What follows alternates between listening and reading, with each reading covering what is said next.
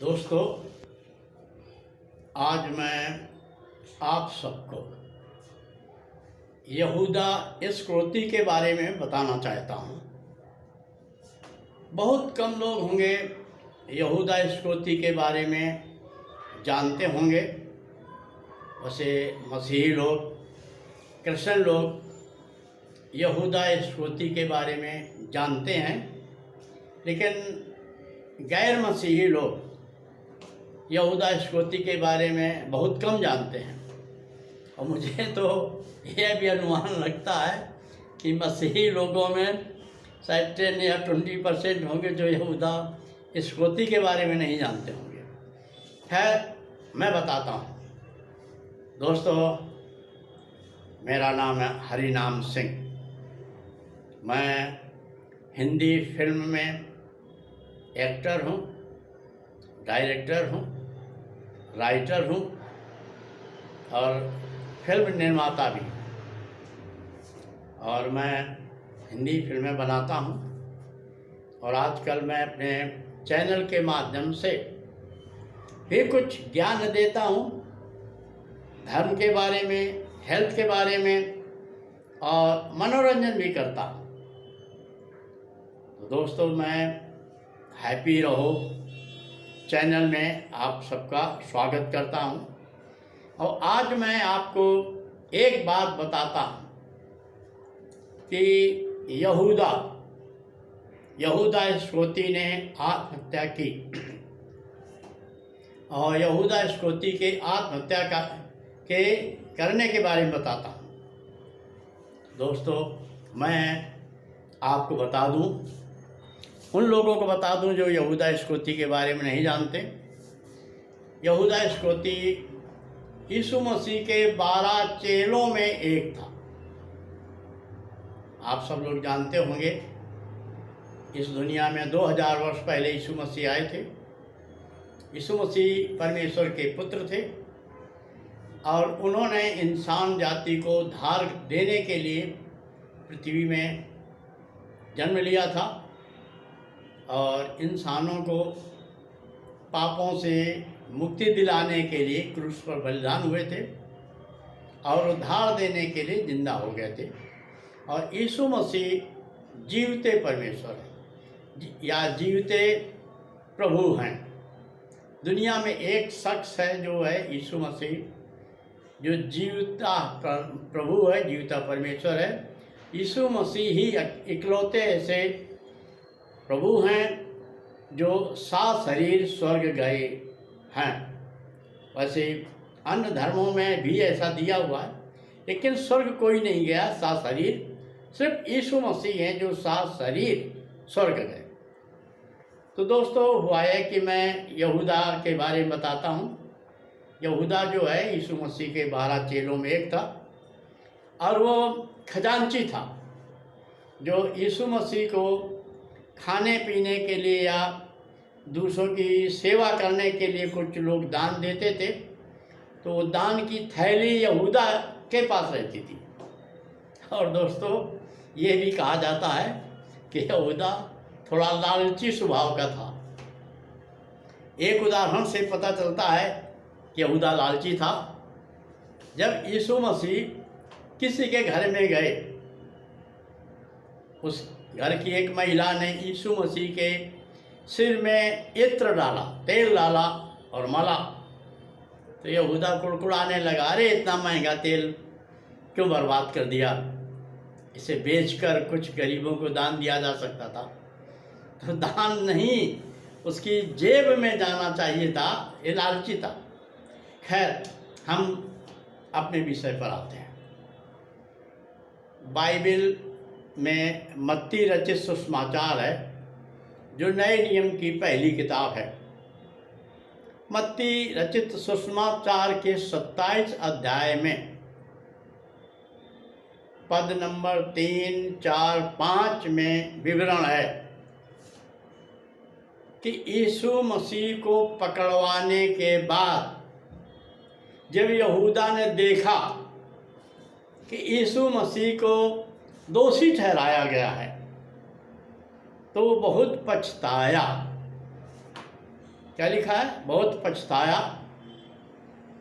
ज़्यादा मैं विस्तार से नहीं जाऊंगा क्योंकि हमें 10 मिनट की ही वीडियो बनाना है, ज़्यादा समय देखना बड़ा मुश्किल होता है। और जब वो देखा कि यीशु मसीह को दोषी ठहराया गया है तो पछताया। और इस बात से अंदर एक बात छिपी हुई है कि जब यहूदियों के याजकों ने, उनके महायाजकों और गुरुओं ने जब यहूदा को पटाया था कि यीशु मसीह को पकड़वा दे, तो उन लोगों ने ज़रूर यहूदा से वादा किया होगा कि यीशु मसीह को दोषी नहीं ठहराएंगे, कोई सज़ा नहीं देंगे। यह बात ज़रूर यहूदियों के महागुरुओं ने, महायाजकों ने यहूदा को कहा होगा और यहूदा इसी झांसे में फंस गया। और यहीं पर बाइबल जो बताती है, बाइबल के वचन में एक भेद छिपा है कि जब उसने देखा कि यीशु मसीह को दोषी ठहराया गया है तो पछताया और याजकों के पास गया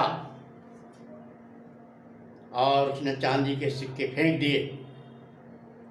सिर्फ यहाँ पर लिखा है फेंक दिए, चांदी के सिक्के दे दिए, लेकिन इसके अंदर और भी बात छिपी हुई है। वो याजकों से झगड़ा किया होगा कि तुमने हमें झूठ बोला, तुमने कहा था यीशु मसीह को दोषी नहीं ठहराया जाएगा, यीशु मसीह को कोई सज़ा नहीं दी जाएगी, और तुमने हमारे साथ धोखा दिया, तुमने यीशु मसीह को दोषी ठहराया, उसे सज़ा देने का प्लान बना दिया, इसलिए ये सिक्के 30 जो तुमने हमें दिए वापस लो और यीशु मसीह को छोड़ दो। ये सब उसने कहा होगा। लेकिन याजकों को कहाँ छोड़ना था? उन्होंने यहूदा की बात नहीं मानी और हो सकता है कि यहूदा को धक्के मारकर भगा दिया गया। भाग साले, एक तो बिका हुआ माल वापस करने आया है, हमारे यहाँ बिका हुआ माल वापस नहीं होता। तूने एक बार यीशु मसीह को 30 सिक्कों में बेच दिया, अब वो तू माल वापस लेने आया है? नहीं, हमारे यहाँ बिका हुआ माल वापस नहीं जाता। दोस्तों, आज की दुनिया में जो दुकानदार हैं वो एक बार माल बेच दे फिर वापस नहीं लेते। वो कहते हैं बिका हुआ माल वापस नहीं जाता, वापस माल नहीं होता। और इस प्रकार यहूदा बहुत पछताया। और दोस्तों, एक बात दिमाग में समझिए, मैं कई ऐसे लोगों से मिला हूँ जिनकी ज़िंदगी में निराशा है, परेशानी है, और इतनी परेशानी है कि अपनी ज़िंदगी से ऊब जाते हैं और आत्महत्या करने के सोचते हैं। तो उनके मन में उन्होंने जो किया है उसके प्रति और जो उनके साथ धोखा हुआ है उसके प्रति और जो पाना चाहते थे नहीं मिला उसके प्रति बड़ी खिन्नता होती है, मन में बड़ी हीन भावना होती है, बड़ी निराशा होती है।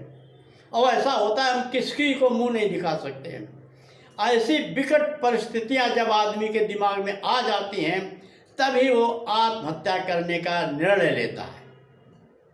और यहूदा के दिमाग में उस समय यही सब बातें थी। और यही सब बातों के होते हुए जब याजकों ने यीशु मसीह को वापस नहीं किया और यहूदा ने समझ लिया कि मेरे साथ धोखा हो गया, मैंने अपने प्रभु के साथ धोखा दिया, निर्दोष आदमी को मैंने जंगली लोगों के हाथ में सौंप दिया। बहुत खिन्न हुआ, परेशान हुआ, निराश होकर, जिंदगी से निराश होकर जा कर के एक जगह खेत में आत्महत्या कर ली, अपने आप को फांसी लगा ली। यह हमें बाइबल बताती है कि यहूदा ने आत्महत्या की, फांसी लगा ली। यहूदा के फांसी लगाने के बाद याजकों ने वो 30 सिक्के जो थे चांदी के अपने खजाने में नहीं रखा, क्योंकि वो 30 सिक्के पाप की कमाई के थे। पाप था, वो खून था, एक खून को उससे खरीदा गया था। तो उन्होंने वो 30 चांदी के सिक्के देकर वो जगह खरीद ली जहाँ यहूदा ने आत्महत्या किया थी। और जिस जगह यहूदा ने आत्महत्या किया था उस खेत को खरीद कर उसका नाम रख दिया लहू का खेत। मतलब यहाँ लहू बहा, यहाँ आत्महत्या हुई, वो लहू का खेत हो गया। दोस्तों, हम अपनी ज़िंदगी में ये सब जानते हैं कि हम कितना पाप कर रहे हैं, क्यों कर रहे हैं। और पाप का आधार लालच, और लालच तो मेन है, और भी कई कारण होते हैं। और आज हम आप सबके सामने एक प्रश्न रखते हैं कि क्या यहूदा को क्षमा मिली? वो भी पछताया था, अपनी करनी पर पछताया था। यीशु मसीह को पकड़वाने का उसे खेद हुआ था, दुख हुआ था, पछताया। और क्या जब हमारे यीशु मसीह दोबारा आएंगे और हम सब जो यीशु मसीह पर विश्वास करते हैं और हम सब जिंदा हो जाएंगे, तो क्या हम सब के साथ यहूदा भी परमेश्वर के राज्य में प्रवेश करेगा? ये प्रश्न मैं आप सबके लिए छोड़ता हूँ कि आप लोग इसका उत्तर ढूंढें और परमेश्वर की जो उद्धार का रास्ता है, जो उद्धार की स्कीम थी, परमेश्वर ने ही सब बनाई थी। और जो कुछ हुआ है परमेश्वर की मर्जी से हुआ है। अगर परमेश्वर नहीं चाहता तो यीशु मसीह नहीं आते और प्रभु यीशु मसीह बलिदान नहीं होते, तो हम सबको उद्धार नहीं मिलता। तो ये सब परम पिता परमेश्वर की